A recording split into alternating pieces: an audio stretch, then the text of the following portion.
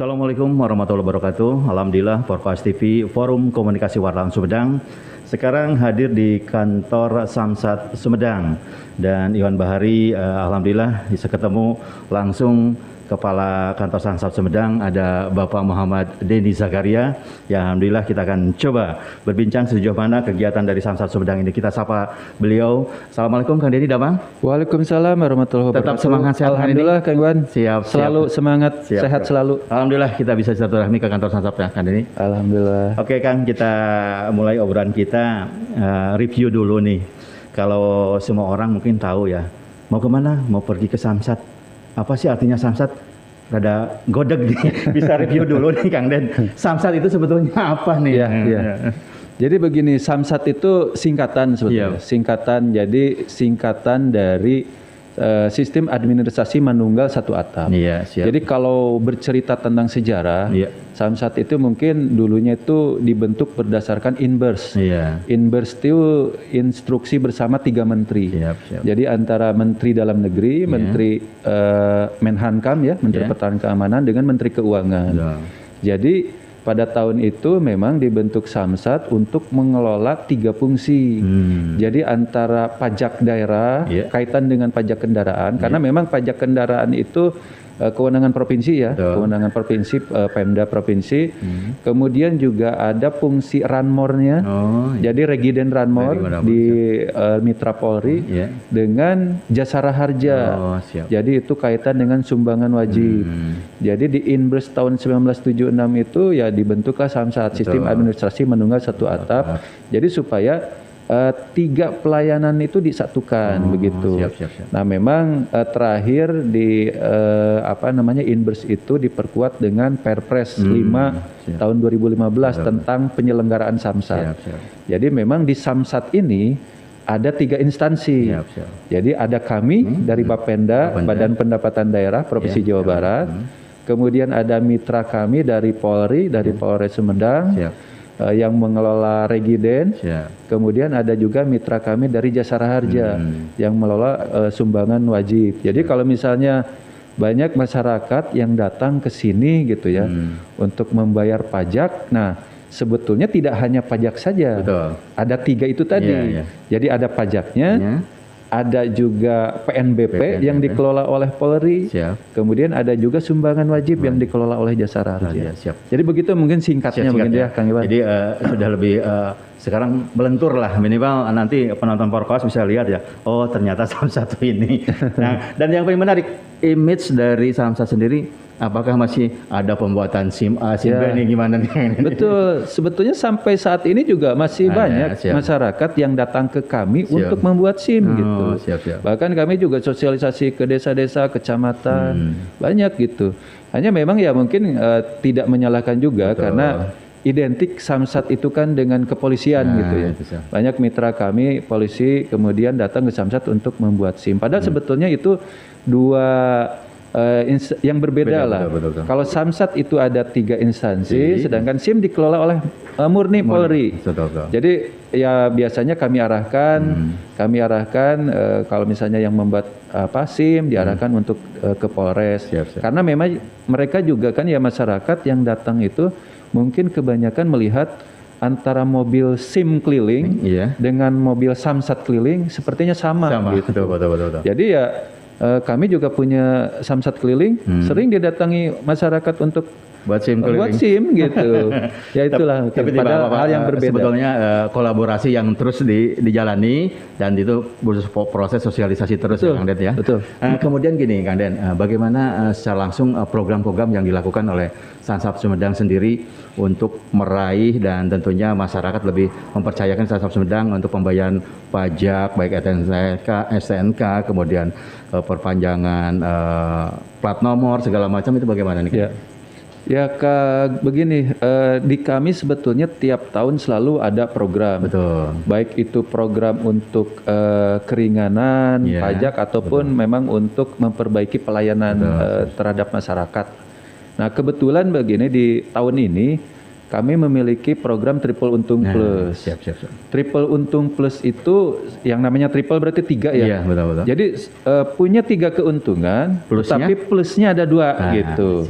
Jadi keuntungannya apa? Jadi memang sejak dari tanggal 1 Agustus kemarin itu Pak Gubernur sudah mencanangkan triple untung plus ini untuk masyarakat Jawa Barat, terutama pemilik kendaraan bermotor. Jadi yang pertama adalah ada bebas pajak kendaraan bermotor. Betul. Jadi mohon maaf, bebas denda pajak kendaraan bermotor. Jadi ketika yang didenda gitu ya karena misalnya menunggak atau segala macam, itu kan kalau normalnya ada sanksi administrasi 2% per bulan. Betul. Itu semuanya dihapuskan.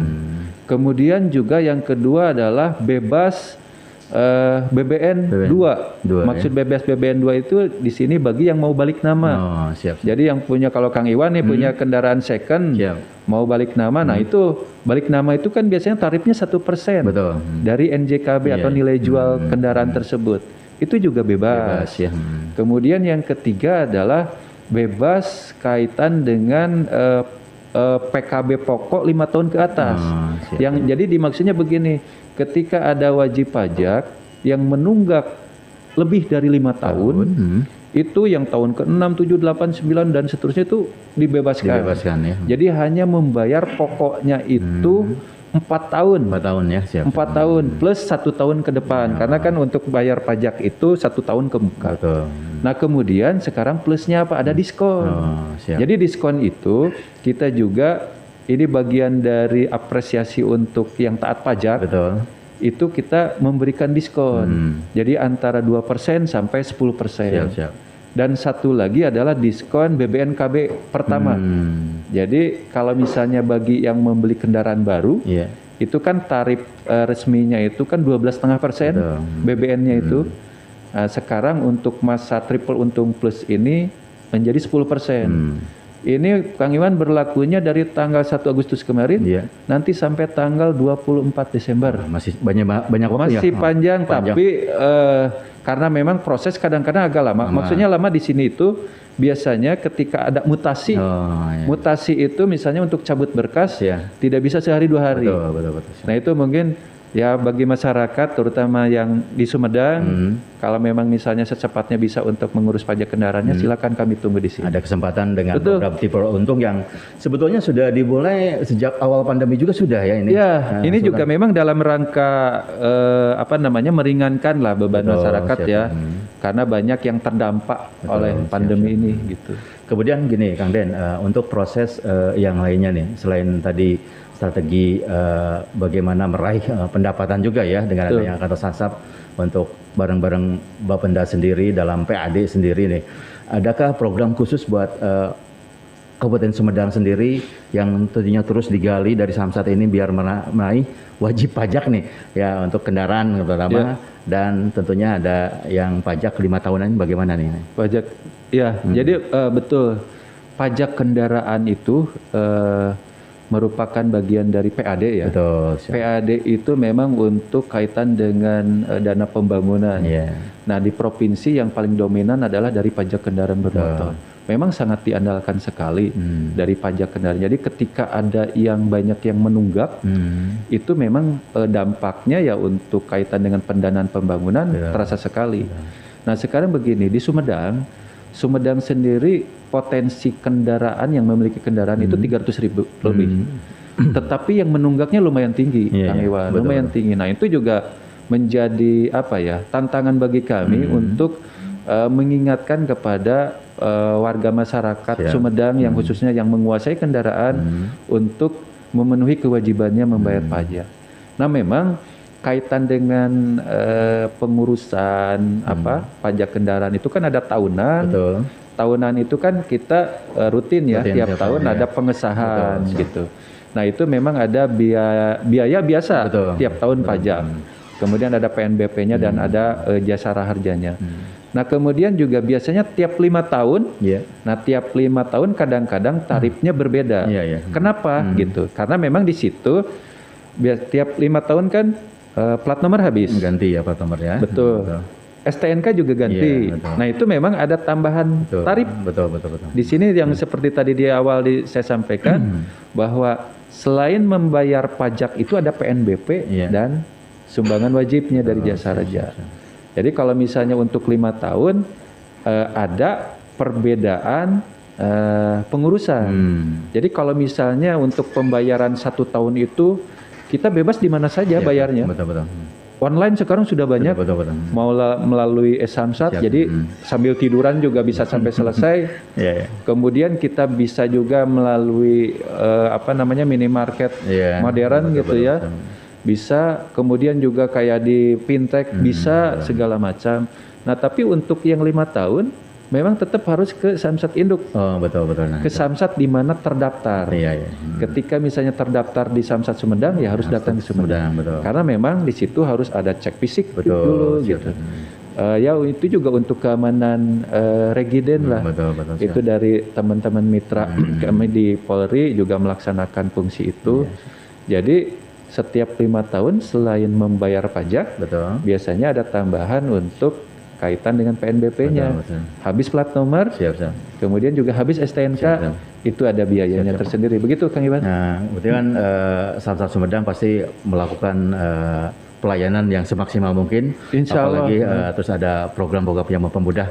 Ada lagi nih Kang, yang paling menarik ini, pemberdayaan yang di desa-desa nih. Bagaimana nih cara mengepusnya? Kami sebetulnya sudah berusaha mendekatkan kepada wajib pajak lah, pemilik kendaraan. Kami itu selain di Samsat Induk, memiliki ada 2 mobil Samling, Samsat keliling. Jadi mobil Samsat keliling ini setiap hari dari Senin sampai Sabtu itu berputar. Jadi antara wilayah utara, selatan, barat, timur itu kami coba mendekati.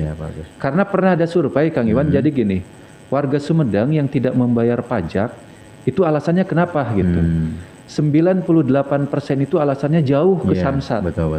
Padahal sebetulnya kami sudah berusaha mendekatkan diri. Jadi mungkin stigma masyarakat itu ketika harus membayar pajak harus datang ke Samsat. Padahal kan sekarang sudah banyak.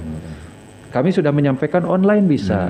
Kalau memang misalnya ingin secara fisik langsung, mobil Samling ada.